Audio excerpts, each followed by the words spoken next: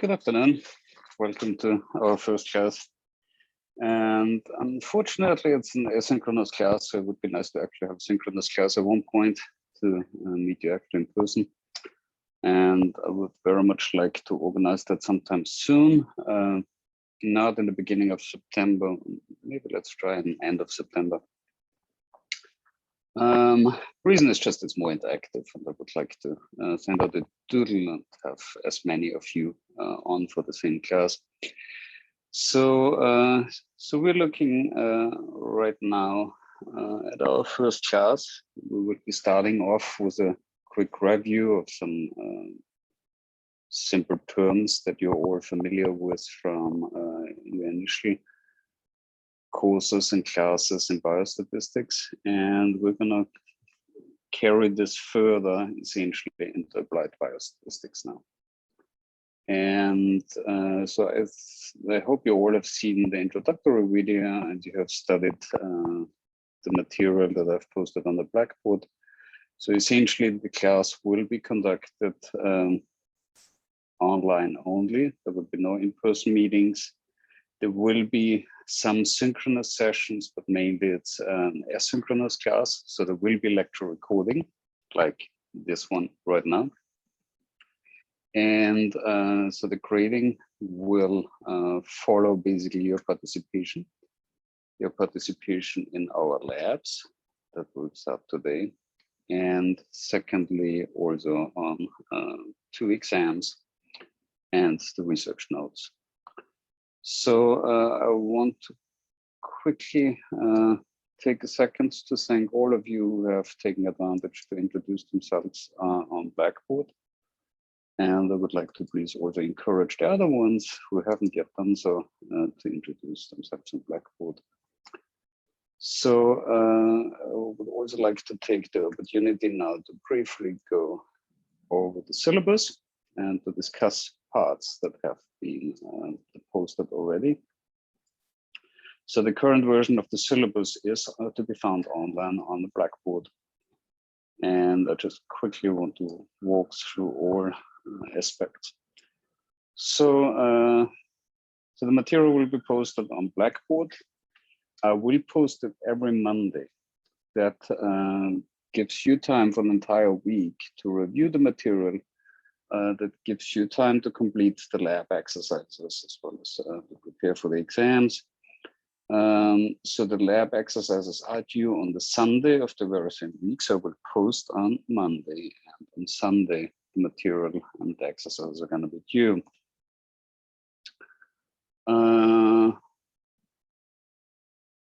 So my name is Jochen Rehmann, and I am a proud alumni of CUNY School of Public Health myself.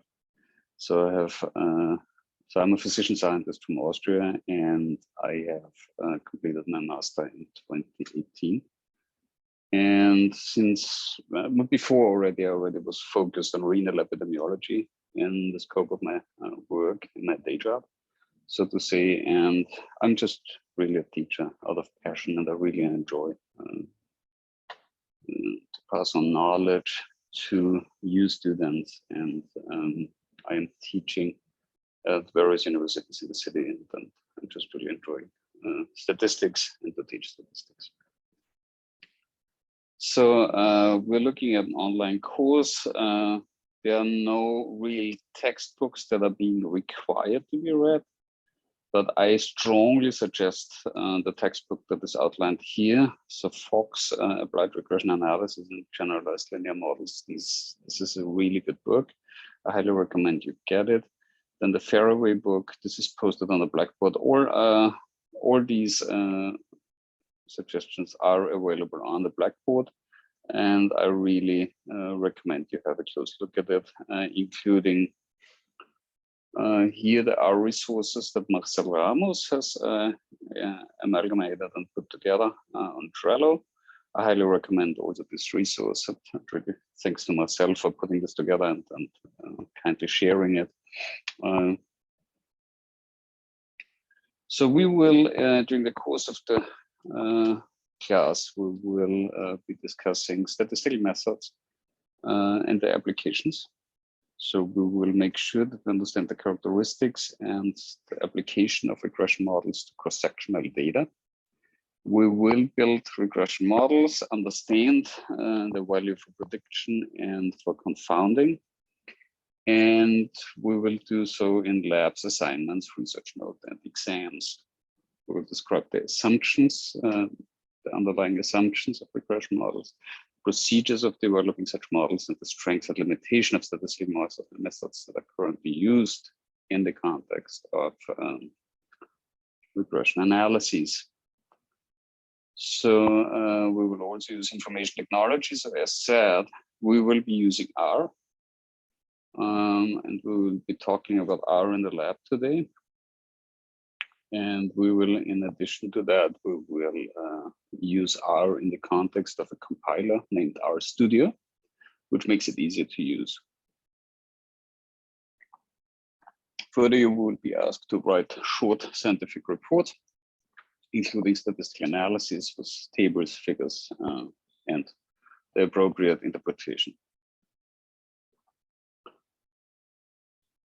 The assessments, as outlined, so we have the computer labs. There will be exercises that you're being asked to submit by the end of the week, which gives you ample opportunity to revise your codes, work on your codes, and to make sure to refine your codes for this.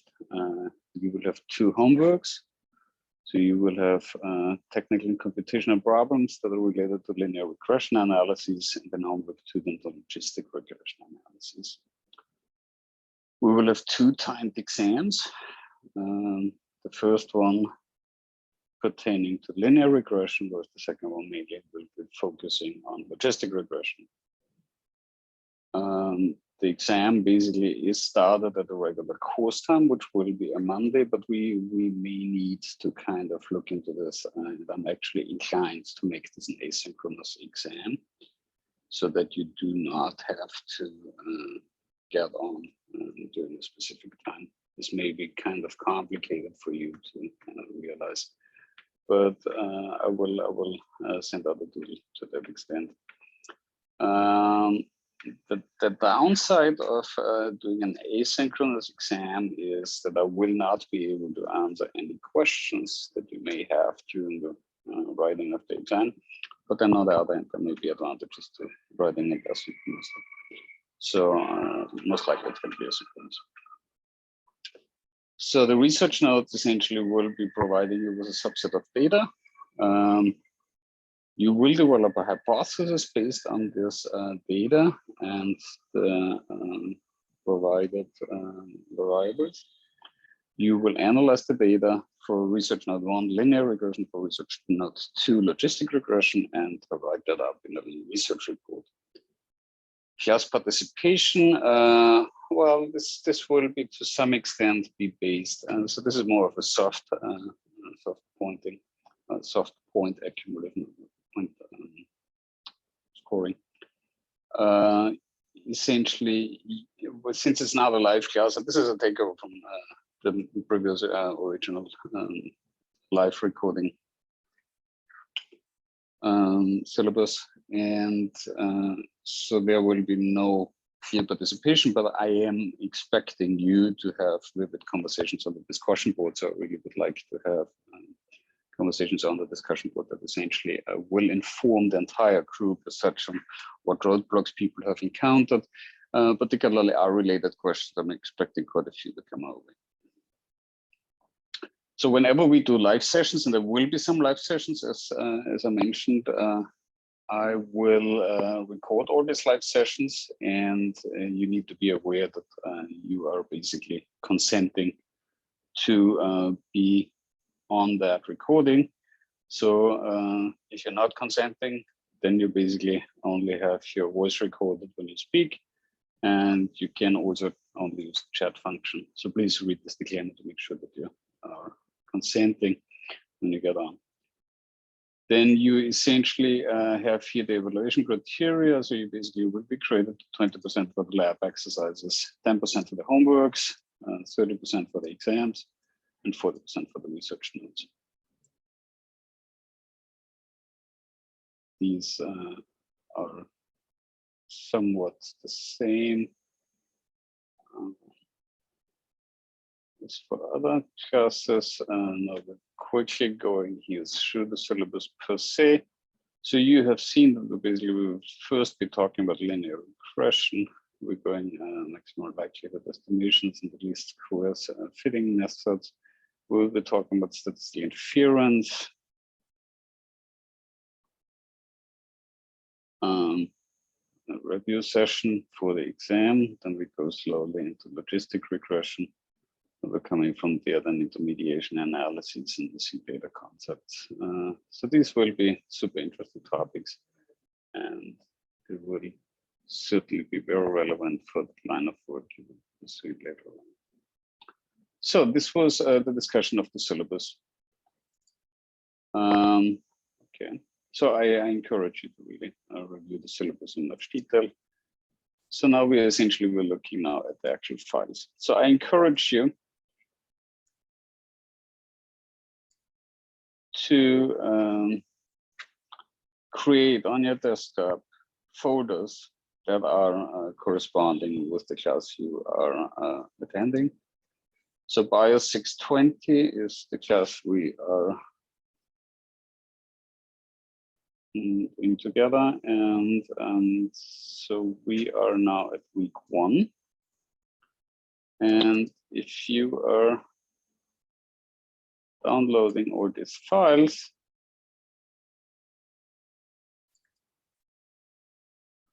you are being provided here with a PDF. You're provided here with what is called an R&D file, and I will explain later what these files are. So once you actually have these downloaded, you copy them into the folder.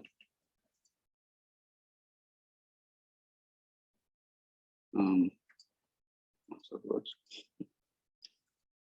Okay, so you move them over to your desktop. You move them to in class BIOS620 week 1, and here you're copying them. Okay, so we will be using R. So you open your R. And as soon as R is open, you can then load your R&D file. So you click on that R&D file. So this is a so-called R&D or R Markdown file. Markdown is essentially a very useful software that allows for you to create PDF files. And you can do this so here you have the file.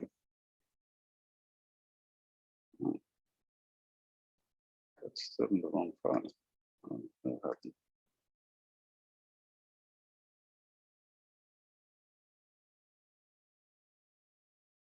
Okay, I'm gonna do this.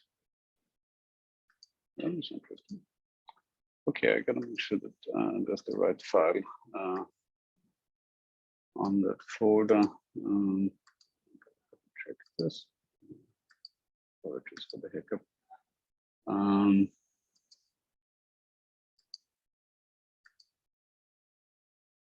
Not a big deal. Okay. So I just gotta pull the right file over for some interesting reason that's not happening.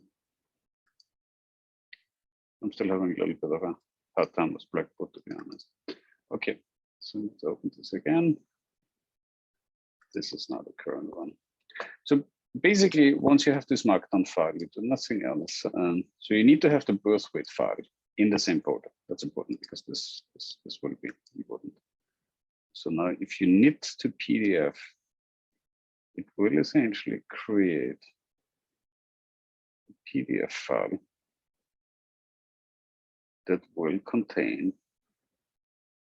all lecture and all the slides that we will be discussing.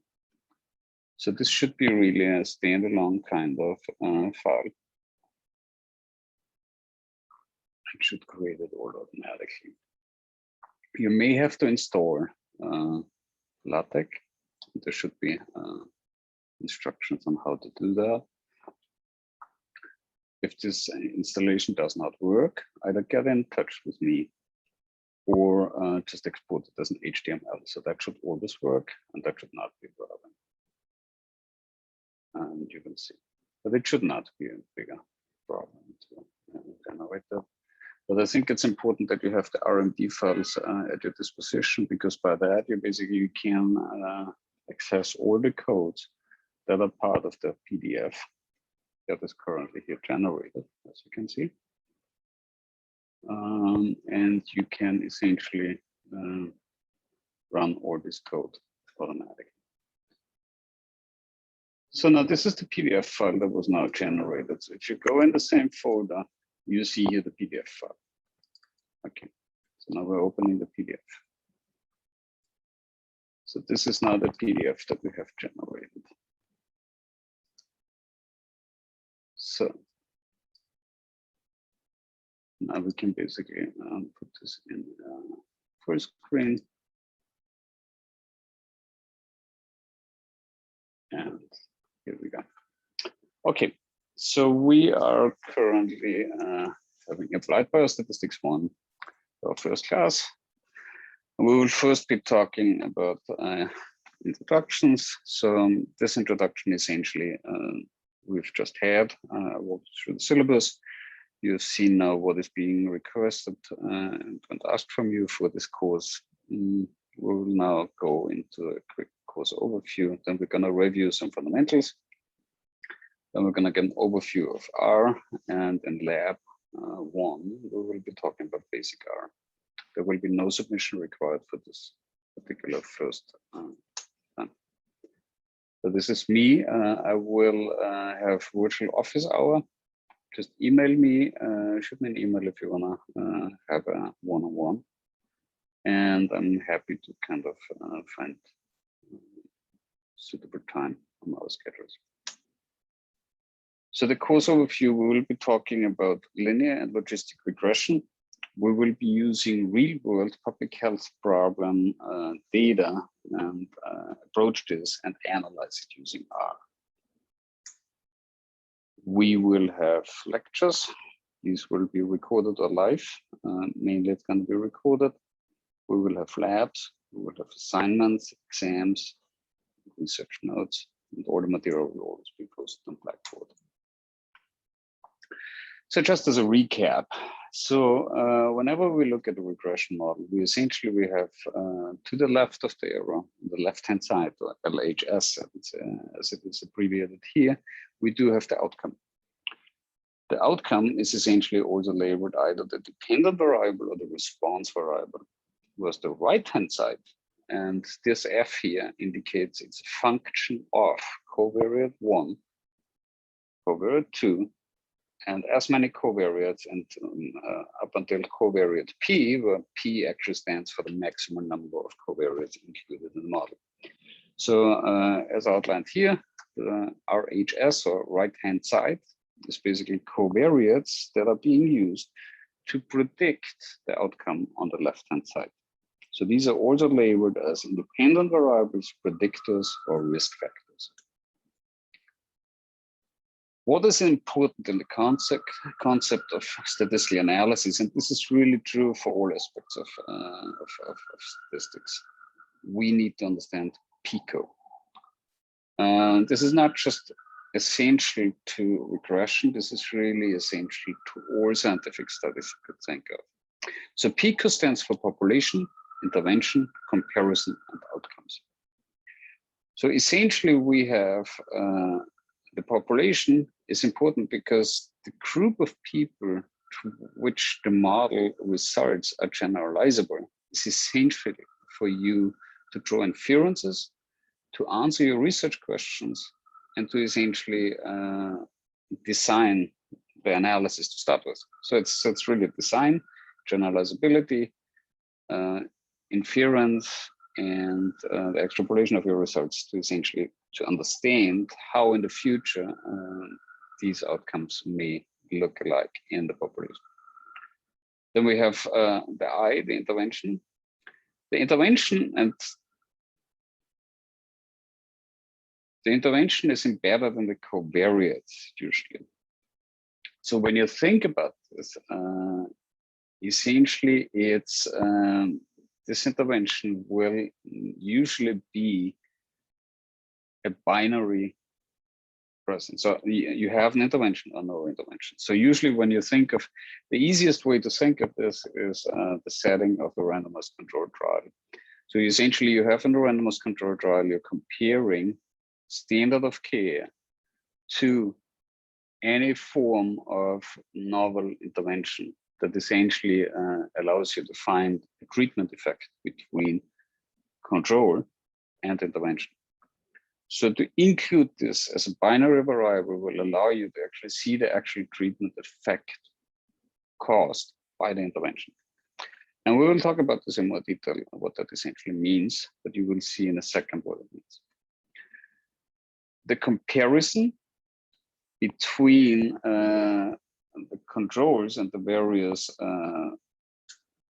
subgroups in the population and the various aspects are captured by the covariates. So meaning these are the risk factors that essentially affect, or the quote unquote, possibly confounding factors that do at the very same time associate with the outcome and the exposure. So this essentially is important to keep in mind, that to essentially make sure that the prediction of the outcome is actually accurate. So, and then lastly, in PICO is the so-called outcome. And the outcome is the result of an action or process that is usually quantified in some form of metric. So it's either the result of an action or it's a response variable in a regression model. So it really depends what model you're using. And this is now where it's very general talking about regression. So you would use different regression models or regression methods for various outcomes. In its simplest term, and this is what we're discussing now, it is a linear regression model where the response variable is essentially a continuous variable.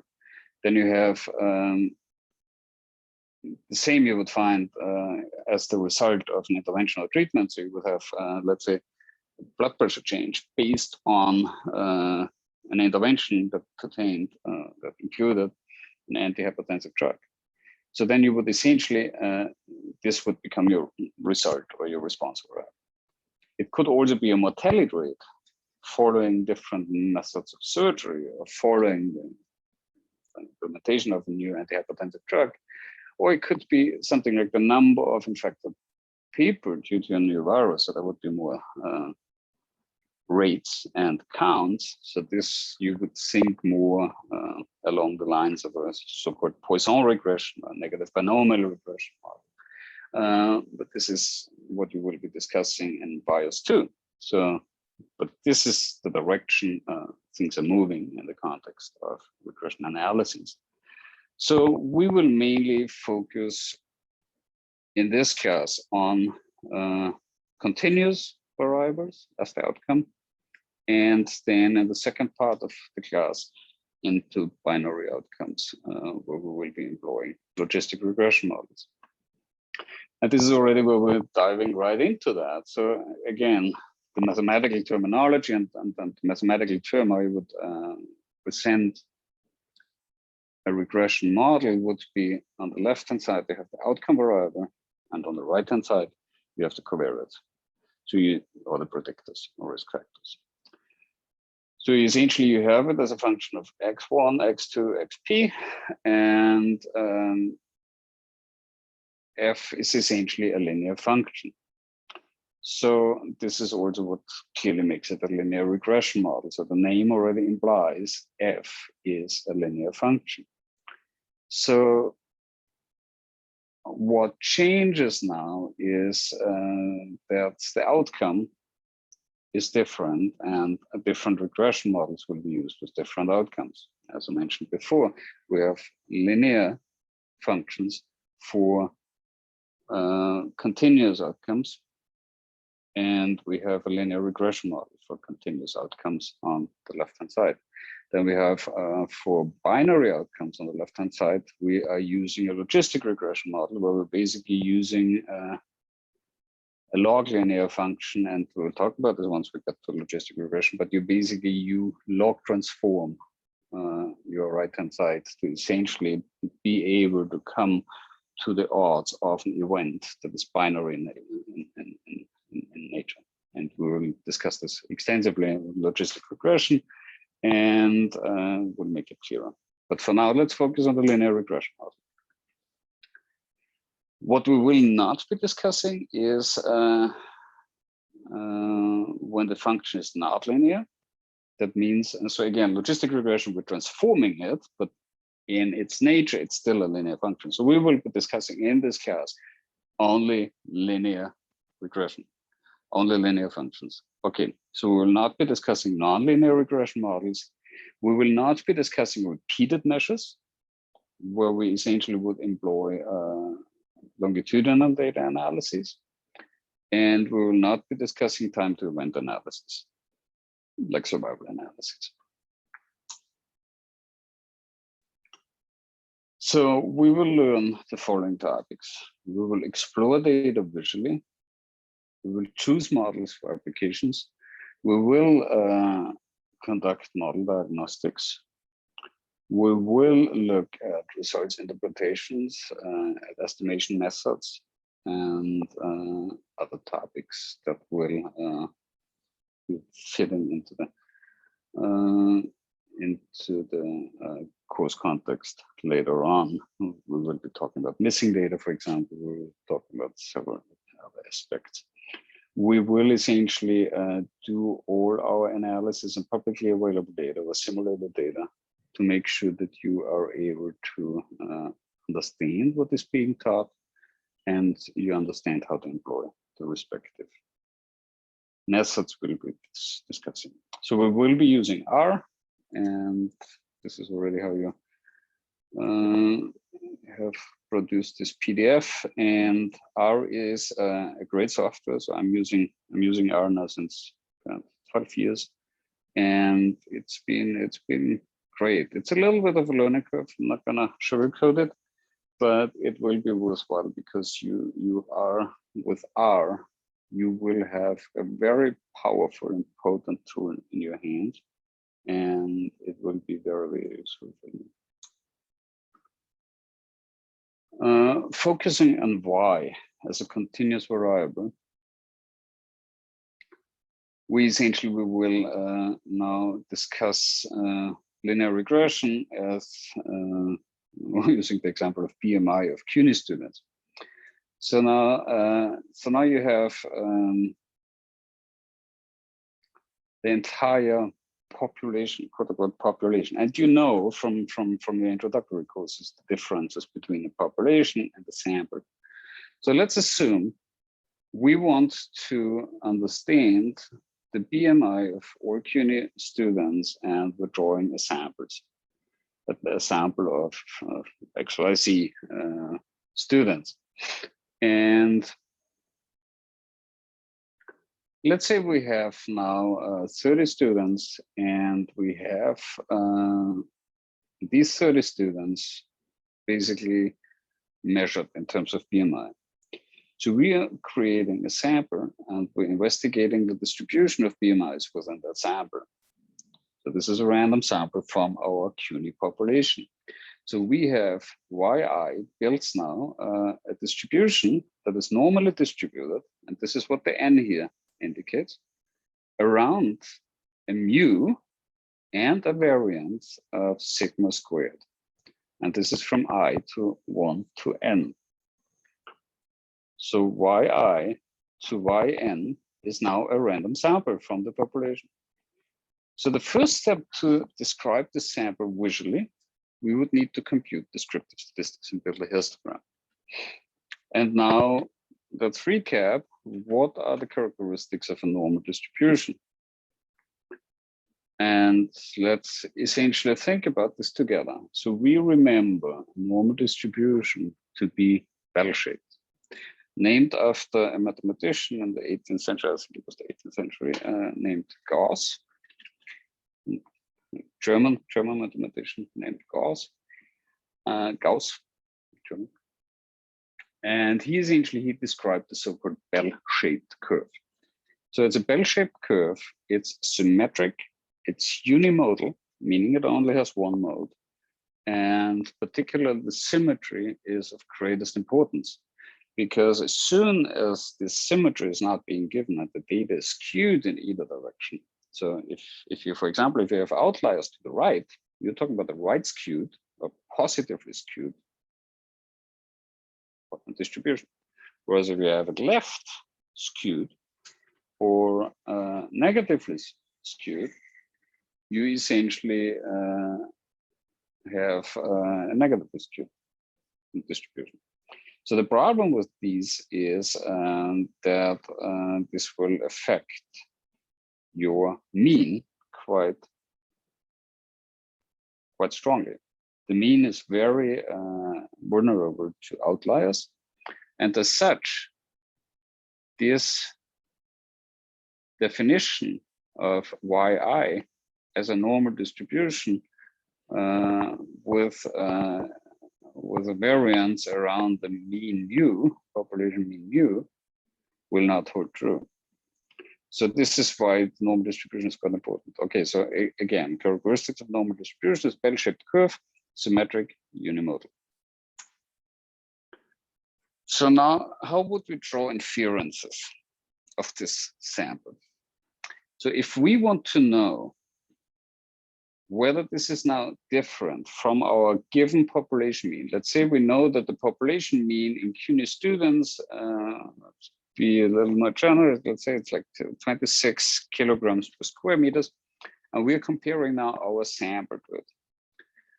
So what we would be doing is we would quantify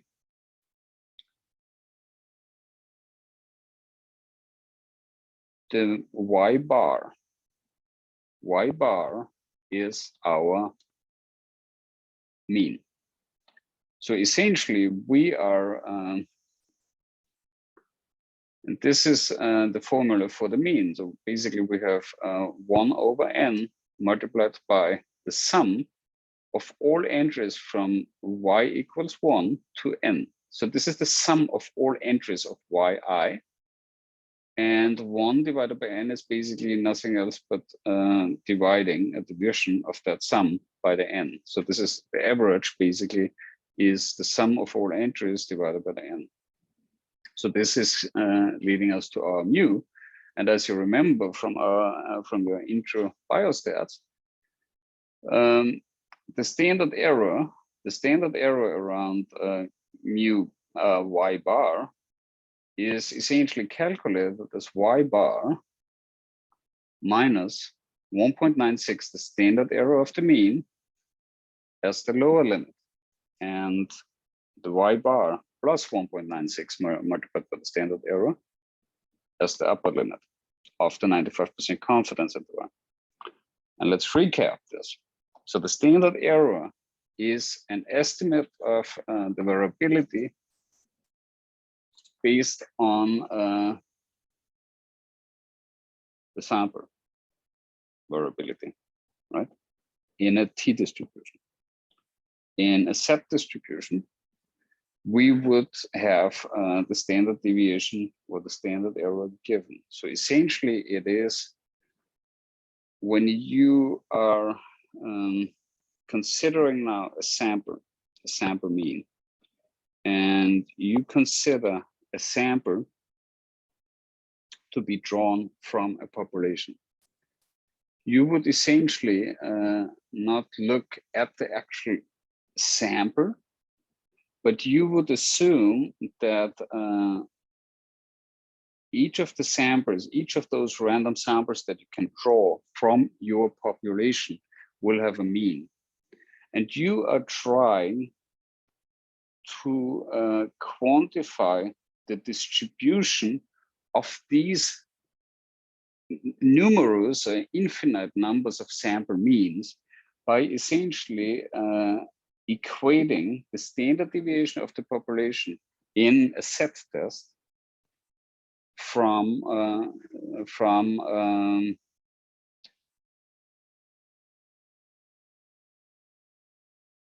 the given standard deviation in the population, and you're dividing it by the number of your sample, because the sample size will essentially be a marker of the variability of the sample means. So if you have now a large number of samples that you would have randomly drawn, you get for each of these samples, you get one sample mean. And this sample mean will have a certain variability, or the sample means will have a certain variability. And this variability of the sample means relates to the standard deviation within the population by the square root of the n. So you take the standard deviation of the population, you divide it by the square root of the n, and you're getting to the standard error of your sample with a defined size. So we talked about 30 students that have been sampled from the population. So you would take the standard deviation that is given in a set test from a population, and you would divide this by your standard, by your square root of the n. The standard deviation divided by the square root of the n. By that, you're getting to your standard error of that sample. And by calculating the standard error multiplied by 1.96 to the left of the mean, so mean minus 1.96 multiplied by the standard error, and mean plus 1.96 by the standard error gives you the confidence interval. So now you have a 95% confidence interval, which is a range within which you're 95% certain that you are capturing the population mean, if it's indeed there. If you have a sample which does not contain the given population mean, you have a significantly different sample from your population mean. So now the difference between the set distribution and the t distribution is, and the t statistic is that in the set statistic, you have the population mean given and you have the population standard deviation given. So now in the t statistic, you do not have that variability given. So you're estimating now your standard deviation based on your sample standard deviation. So you you're quantifying the standard deviation in the sample, and you essentially using now t statistics for a one sample t-test.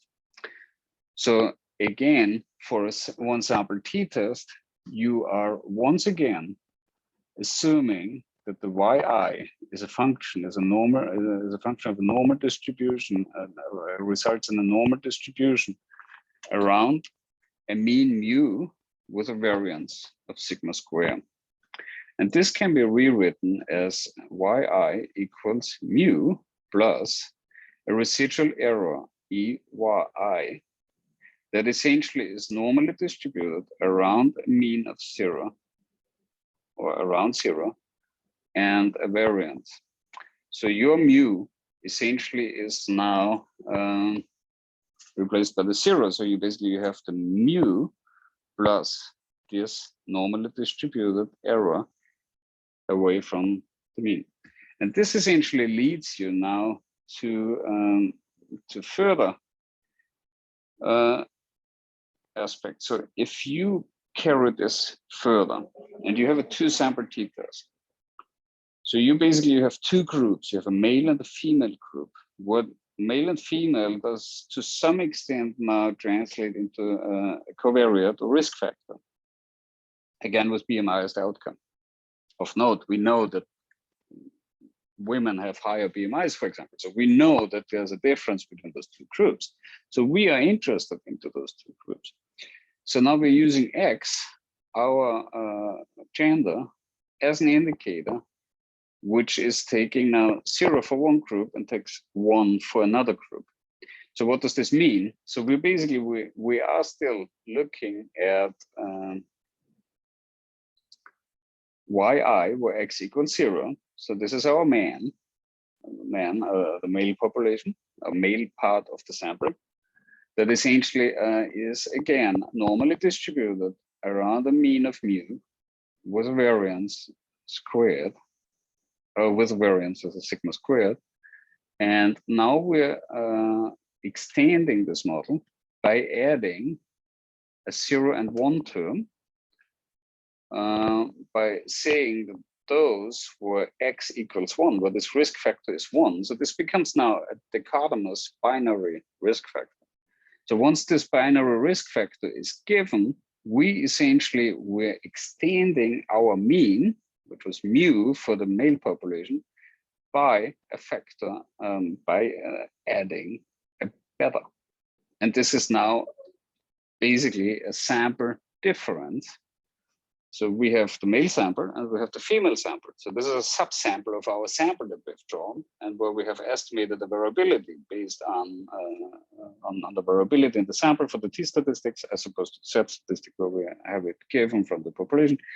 So we basically have the variability, we have the mu, and now we're essentially we're creating our subsample. So the subsample male is mu, whereas the subsample female is mu plus beta.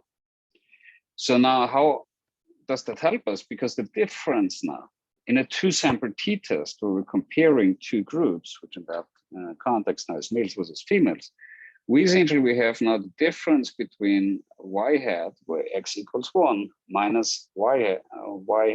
not y bar where x equals 1 minus y bar where x equals 0, allows us to estimate the beta. And this beta essentially is the difference between males and females. So now what does that mean? We can now rewrite this two-sample t-test to yi equals the mean mu plus the beta xi, which is male versus female, plus our error term, our residual error term, which essentially is normally distributed around 0 with a variance that is sigma squared. And the I equals 1 to n as the sample size. And this is essentially nothing else pretty much like a regression equation. So again, just as a recap, one sample t-test, we have yi equals mu plus ei. So ei is the normally distributed distribution around 0 with a variance of sigma squared, whereas the two-sample t-test is mu plus beta xi plus the residual error. So here we have the beta, which is the difference. And again, this residual error is normally distributed around 0 with the variance of sigma squared. So now we rewrite this as beta 0. So yi is beta 0 plus beta 1 multiplied by xi plus the residual error gets us now to a regression model. So beta 0 is the intercept in this context. And beta 1 essentially is the slope. So these are the regression coefficients. And these are the regression coefficients that basically build the most important outcome of a developed regression model.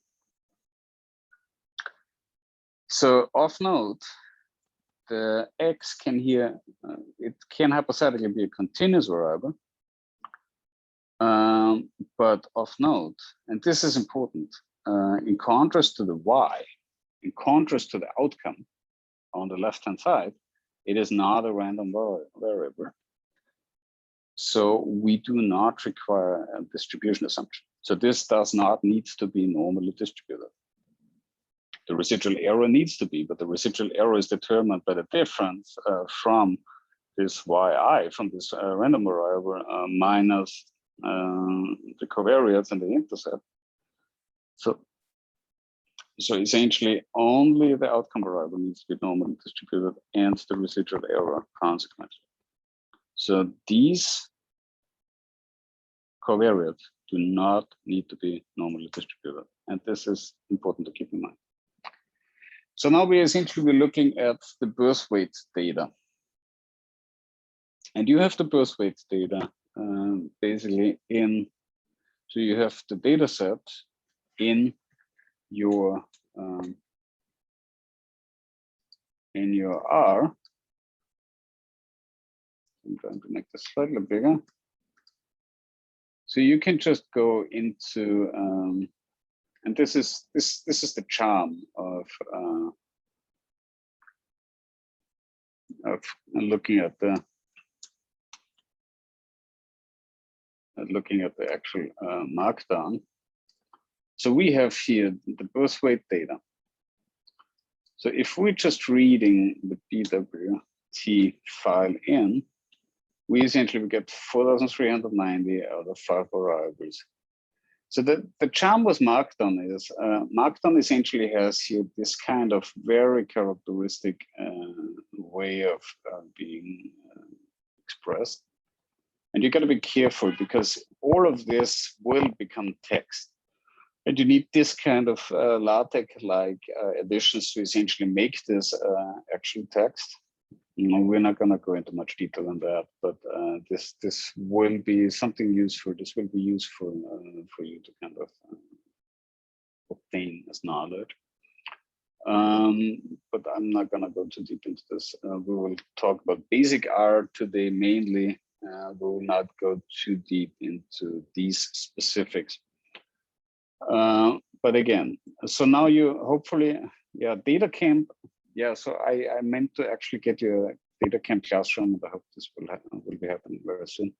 And then you can get a head start on data camp, and also you have our introductory documents. So I hope you have studied that. So you're gonna have a little bit of an idea already what does all of this mean. So body weight, and this is essentially, this is the R equal sign.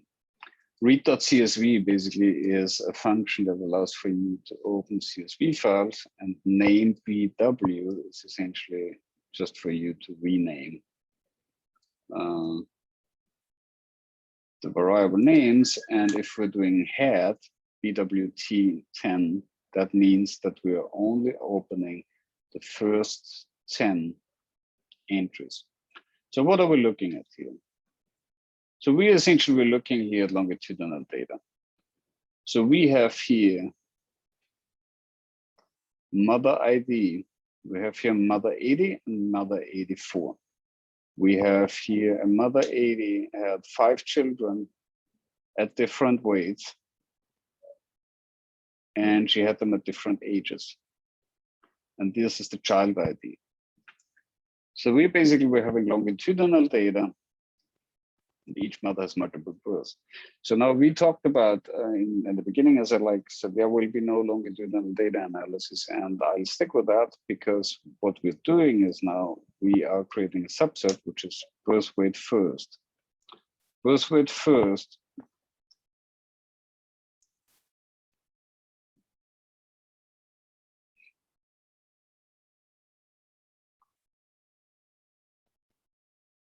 is now essentially ordering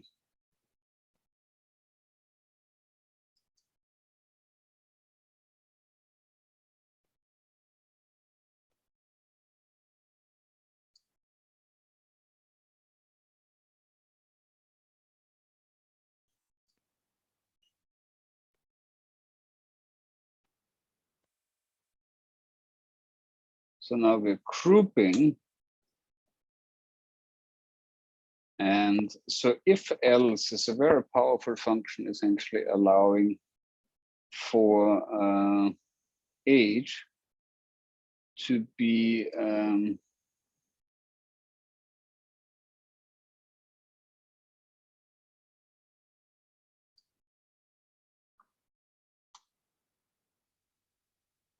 okay. So this is what was bugging me. So there was only one equal sign. So there need to be 2 equal signs in order to actually make this happen.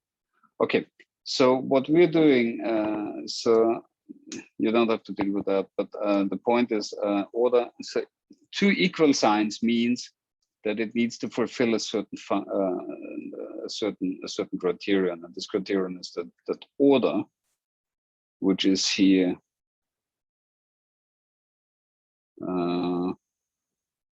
this child order variable equals 1.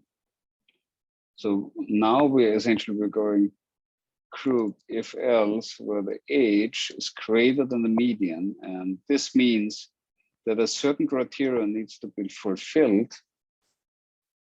for it in order to become a 1. And this certain criterion is here, median age is 17. Well, that's young. Okay. And now essentially we're going for histogram. And with HIST, we're creating histograms of the mothers. And so we're getting birth weights of the included children from these mothers. So now if we go further, so power MF row, and I'm flagging this right now, power MF row essentially is splitting your view and your plot. So if you do power MF row, okay, so let's do it. So so we have a histogram, and histogram, as you see, is the same code as this histogram. But now you want to get two histograms on the same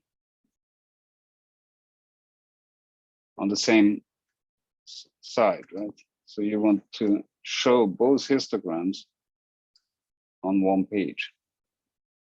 And you do this with power MF row, if it fits.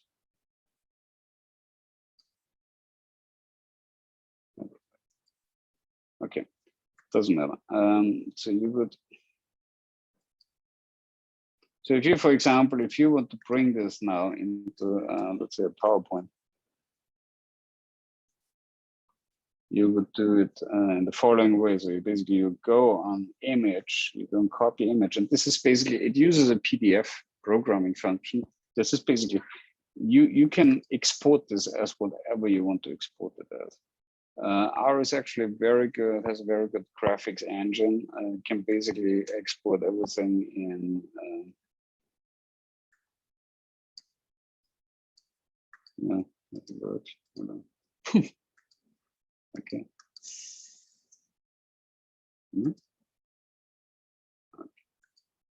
Yes.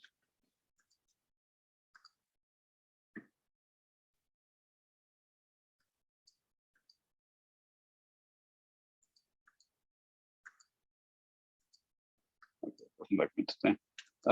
You can export it and save the image, and then get it from there into your PowerPoint. So you can export it as a PNG. You can also export it as PDF, and we will do this later on. But again, so power MF row is essentially now changing the way it depicts those graphs. So with power MF row means it's going to be a certain format. With C, you're giving it 2 rows, right?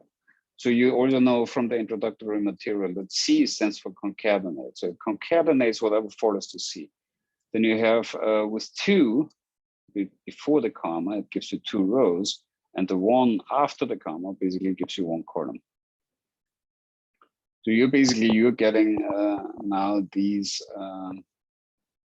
graphs out. And you can do box plots. This is basically age group 0 and 1.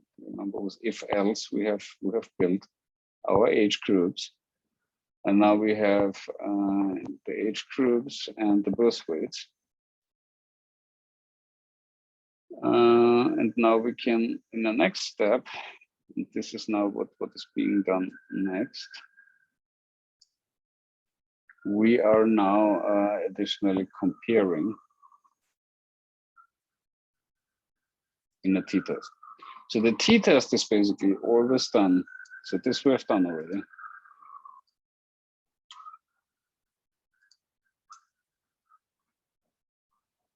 We have here a difference between, yeah, so please don't pay attention to the means. Mine are the right means because the former one was not subsetted correct. So we have now a significant difference, which is here smaller than the p-value of 5%. And we basically were having significant differences between those groups. So now if we are using a linear regression instead of the t-test, let's see what we got here, because here the intercept is essentially the same mean as in group 1. So this brings to the test our assumptions about the regression, the association between t-test and linear regression.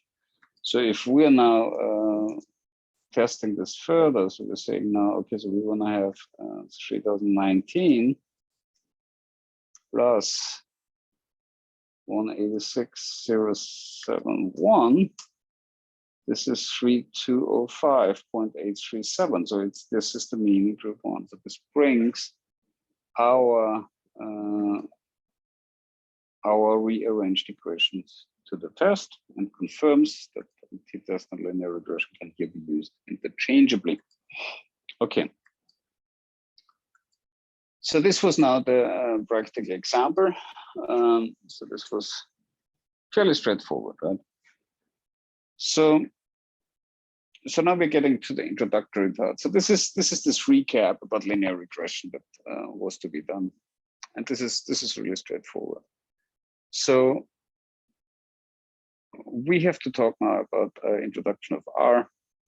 So R is a computer language, and it's an environment for statistical computing and graphics in so-called versatility. R is interactive. It matches a natural flow of statistical analysis. It's available as a free source software, including access to the source code that can be recoded and changed. And so that makes it a very strong tool. And R is just getting more and more popular. So it's previously was only used for researchers, but now in the meanwhile, it's being used in all walks of life. And it's a very powerful tool that essentially allows every specialty and every discipline to kind of do a lot of powerful analysis. So the downside is it's hard to learn, which I don't know, it's not really a downside, it's just a little tougher. Documentation is suboptimal. I tend to disagree a bit with that, because I think the advantages as opposed to SAS and SPSS, it is very actively being discussed in various forums. And these forums essentially allow for quite insightful, so they provide quite insightful documentation. So I think this is actually not necessarily as suboptimal as postulated. All right, so this is now all I had for this first part. Now we're gonna get to the lab, and you can start the second video looking for the lab, and we will be discussing R in more detail, and I will give you a basic insight into R. So please post your questions on today's lecture. And let's continue a conversation on the Blackboard, and I'm looking forward to the conversation with you guys. All right. Thanks so much.